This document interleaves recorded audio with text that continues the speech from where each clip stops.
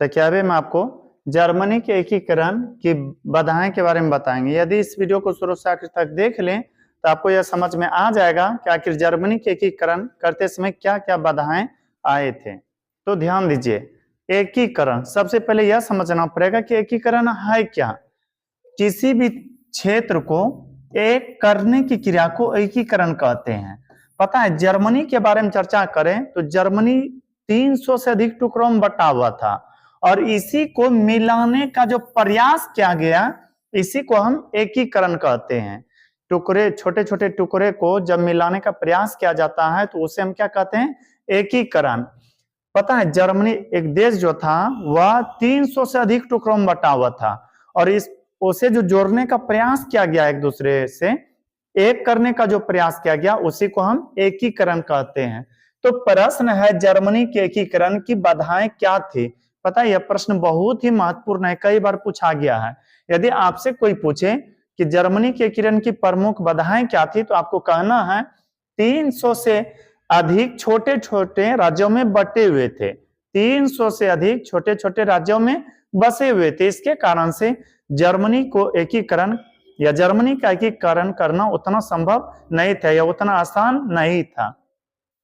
उसके बाद राजनीतिक, सामाजिक तथा धार्मिक विषमता, अर्थात यह अलग अलग क्षेत्रों में राजनीतिक विचार, सामाजिक विचार व धार्मिक विचार अलग अलग थे।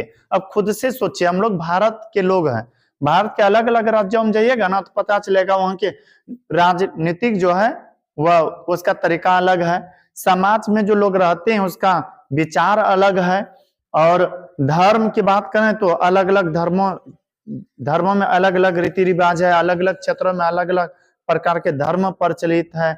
इस कारण से लोग एक नहीं हो रहे थे।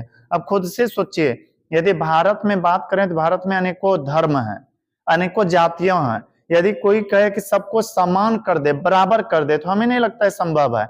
हाँ, यह कहा गया कि भारत में जितने लोग रहते हैं सब बराबर है, सबको बराबर अधिकार दिया गया है। लेकिन एक बार सोच करके देखिए, कई सारे मामलों में लोग बट जाते हैं, अलग अलग हो जाते हैं। उसी तरह से जर्मनी के एकीकरण का जब प्रयास किया जा रहा था तो वहां के राजनीतिक, सामाजिक व धार्मिक विषमता के कारण से जर्मनी का एकीकरण करना उतना आसान नहीं बुझा रहा था। उसके बाद राष्ट्रवाद की भावना का अभाव। अब देखिए, राष्ट्रवाद क्या होता है, जब कोई व्यक्ति अपने देश के बारे में सोचता हो, अपने देश के बारे में यह सोचता हो कि मेरा देश बहुत आगे बढ़े, सबसे महान हो, तो उस भावना को हम लोग राष्ट्रवाद कहते हैं। खुद से सोचिए, जब भारत पाकिस्तान के बीच क्रिकेट होते हैं तो हम लोगों के मन में क्या विचार आता है कि पाकिस्तान हार जाए और भारत जीत ले। इसका मतलब यह हुआ कि हम अपने देश के प्रति सहानुभूति जगा रहे हैं, हम अपने देश के प्रति राष्ट्र भावना को मन में बैठाए हैं। तो उसी तरह से, अरे यार, उसी तरह से यदि जर्मनी के जनता की बात करें तो सभी को यह मतलब नहीं था कि हम अपने देश के लिए लड़े या मरे। खुद से सोचिए ना, भारत 15 अगस्त 1947 को आजाद हुआ। क्या आजादी के पहले भारत के सभी लोग के मन में राष्ट्र भावना थे? हमारे हिसाब से नहीं। क्यों? क्योंकि यदि राष्ट्र भावना पहले से होते तो शायद अंग्रेज का गुलाम भारत नहीं बनते। यदि राष्ट्रवाद की भावना सभी लोगों के मन में होते बढ़िया से तो भारत कब के आजाद हो गए रहते। हाँ, यह बात सही है, आजादी के समय आते आते लोग जगे, उसके बाद अंततः भारत स्वतंत्र भी हुए। तो जर्मनी के एकीकरण की यह भी एक समस्या थी कि वहां के लोगों में राष्ट्र भावना का अभाव था। उसके बाद ऑस्ट्रिया का हस्तक्षेप। जर्मनी हो या इटली हो, इसका एकीकरण नहीं चाहते थे कि हो कौन? ऑस्ट्रिया। ऑस्ट्रिया के काल यह चाहेगा कि एकीकरण नहीं हो, क्योंकि यह जो जर्मनी है, जर्मनी के महत्वपूर्ण क्षेत्रों पर ऑस्ट्रिया का कब्जा था और इनका यह मानना था कि जैसे यह एकीकरण होगा यहां पर से फिर मेरा जो कुछ शासन क्षेत्र है वह खत्म हो जाएगा। इसलिए ऑस्ट्रिया नहीं चाहते थे कि जर्मनी का एकीकरण हो।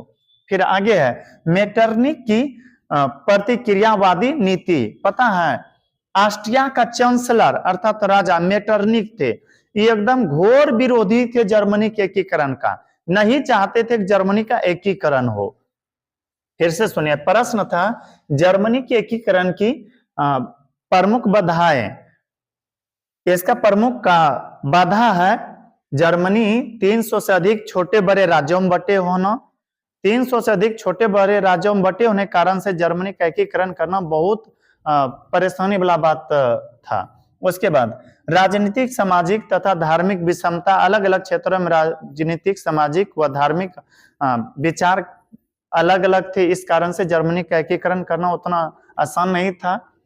राष्ट्रवाद की भावना, वहां की जनता में राष्ट्रवाद की भावना का अभाव था, जिसके कारण से जर्मनी का एकीकरण जल्दी नहीं हो पा रहा था। ऑस्ट्रिया का हस्तक्षेप, ऑस्ट्रिया जो काफी शक्तिशाली राष्ट्र थे, इनका मानना था कि जर्मनी का एकीकरण नहीं हो। इस कारण से जर्मनी का एकीकरण में काफी परेशानी आ रहे थे। मेटरनिक की प्रतिक्रियावादी नीति, मेटरनिक जो कि ऑस्ट्रिया के चांसलर थे, वे नहीं चाहते थे कि जर्मनी का एकीकरण हो। तो बस इस वीडियो में इतना ही। यदि ये वीडियो आपको अच्छा लगा हो तो हमारे वीडियो को लाइक करें, और यदि अभी तक हमारे चैनल को सब्सक्राइब नहीं किए हैं तो कर ले, ताकि जो भी इस तरह से वीडियो अपलोड करें वह आप तक आसानी से पहुंच सके। अब मिलते हैं किसी अगला वीडियो में, तब तक के लिए धन्यवाद।